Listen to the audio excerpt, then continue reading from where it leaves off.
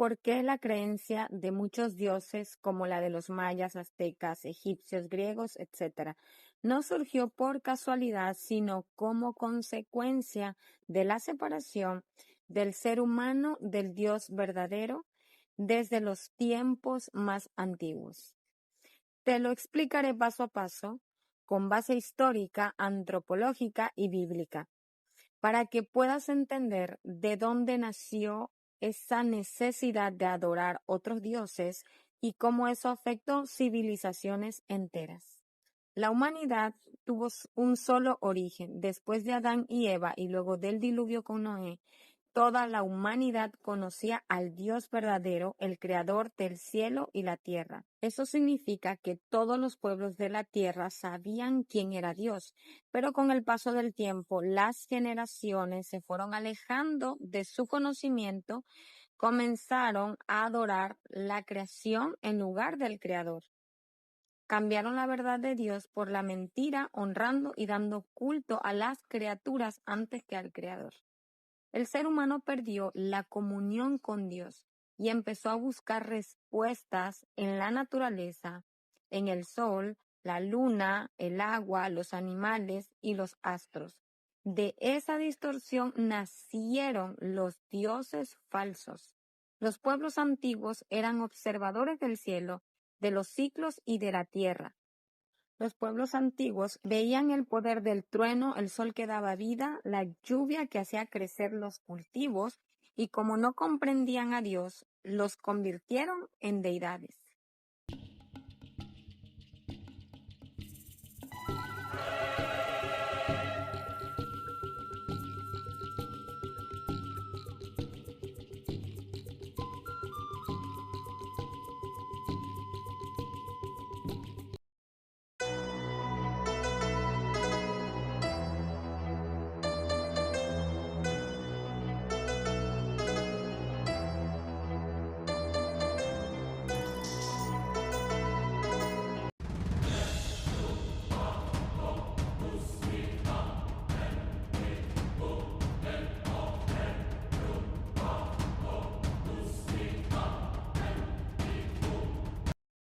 Todo tiene un patrón común, una deformación del conocimiento original de Dios. Los mayas eran un pueblo muy avanzado en astronomía, matemáticas y arquitectura, pero su sabiduría natural no estaba conectada con la verdad espiritual de Dios.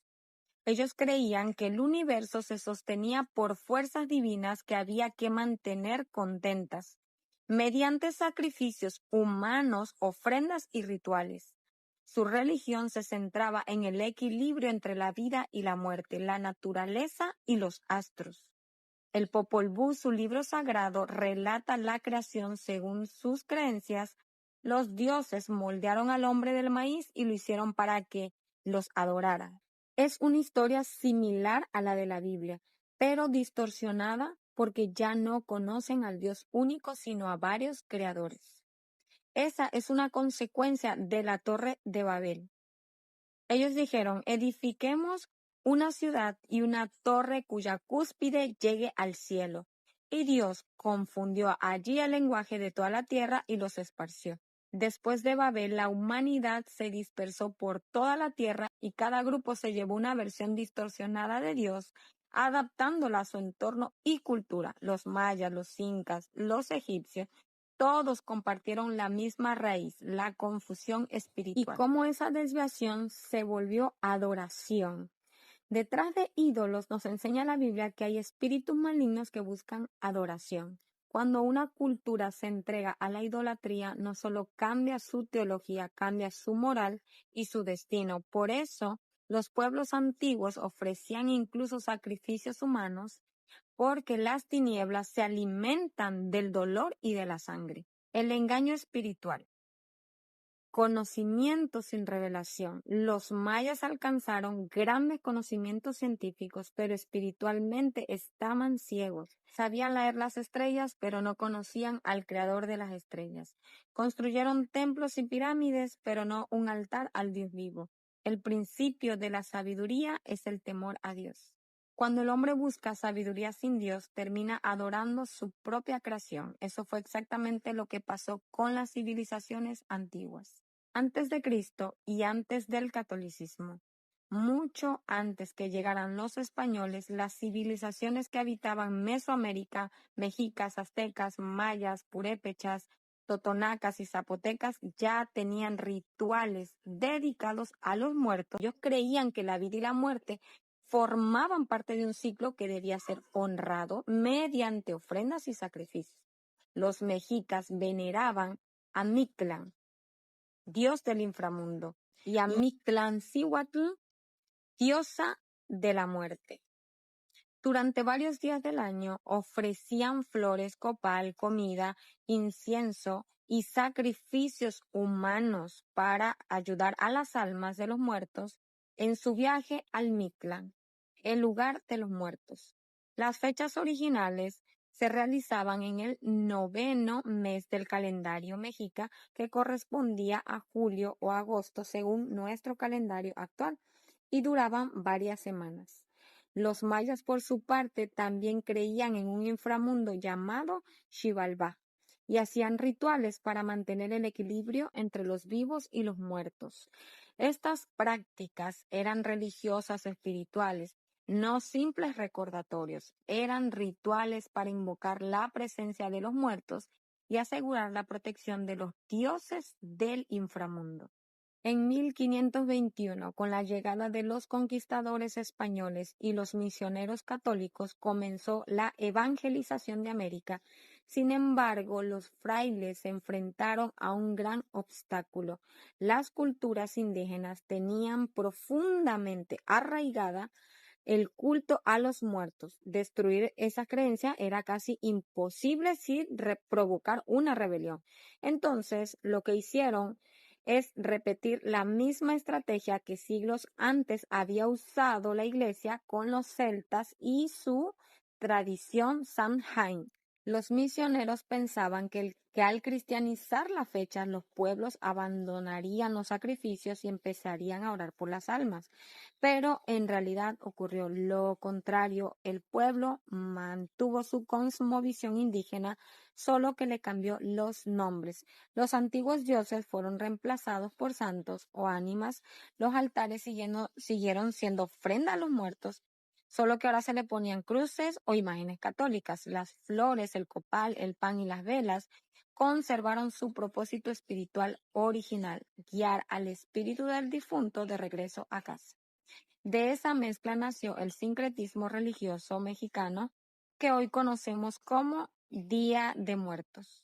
Aunque la intención moderna parezca afectiva o cultural, la raíz espiritual es invocar la presencia del difunto.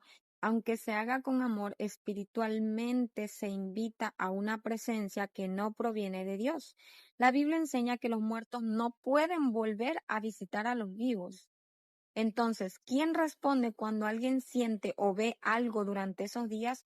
No son nuestros seres queridos, son espíritus engañadores que se aprovechan de la emoción humana. Satanás mismo se disfraza como ángel de luz. Dios no quiere que vivas con miedo ni confusión. Quiere que honres la memoria de los que amaste, pero sin rendirles cultos, sin invocar su presencia, porque Dios mismo dice que es la resurrección y la vida. Y el que cree en Él, aunque esté muerto, vivirá. El creyente no celebra la muerte. Aunque la intención moderna parezca afectiva o cultural, la raíz espiritual es invocar la presencia del difunto, y eso en la Biblia es invocar al mundo de los muertos, algo que Dios prohíbe. No se ha hallado entre ti y quien consulte a los muertos, porque es abominación para Yahvé.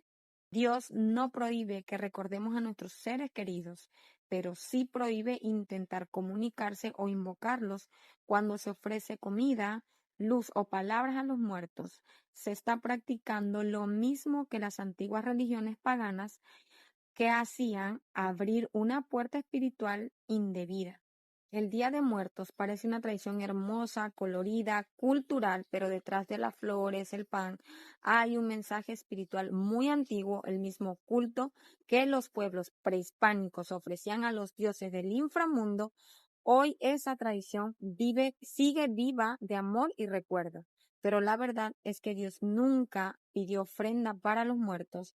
Él pidió obediencia, santidad y fe en la vida eterna. El enemigo no destruye con lo feo, sino con lo que parece bueno. Y mientras el mundo sigue esta costumbre, Dios sigue extendiendo su mano diciéndote, escoge la vida. Lo que los mayas, los celtas o los egipcios hicieron en el pasado no fue solo historia antigua, fue un ejemplo del corazón humano sin Dios, porque el corazón del hombre, cuando no tiene a Cristo, siempre va a buscar llenar su vacío con algo, poder, ídolos, magia o tradición. Y ese mismo espíritu opera hoy disfrazado de cultura, de ciencia o de espiritualidad moderna. Por eso vemos el resurgir de prácticas como la astrología, los horóscopos, la energía cósmica, el tarot o la sanación espiritual fuera de Dios. Es el mismo engaño antiguo, pero con otro nombre. El Día de Muertos es una tradición que honra a los muertos, pero Dios nos mandó a honrar al que da la vida. Lo único que necesitamos es una oración sincera y una oración agradecida, porque quien está en Cristo ya no busca entre los muertos al que vive. Él vive, y porque Él vive, tú también vivirás. Jesús venció a la muerte, no la santificó, la derrotó, y todo lo que Él derrotó, el creyente no debe revivirlo. Si alguien dice, bueno, es que estamos celebrando que Cristo venció la muerte, la respuesta con amor, pero con verdad, es sí, Jesús venció la muerte. Entonces, ¿por qué seguir levantando altares u ofrendas en su honor cuando algo fue vencido? No se celebra, se deja atrás. En el mundo espiritual no existen acciones inocentes. Toda práctica que imita o invoca lo que Dios prohibió se convierte en una puerta abierta que da derecho al enemigo de influir en la vida del creyente. No des lugar al diablo. En el plano espiritual se activa una alianza con el mundo de las tinieblas. Las consecuencias espirituales cuando alguien participa en estas prácticas sin saberlo puede atraer confusión espiritual, empieza a perder discernimiento, justificando lo que Dios llama pecado.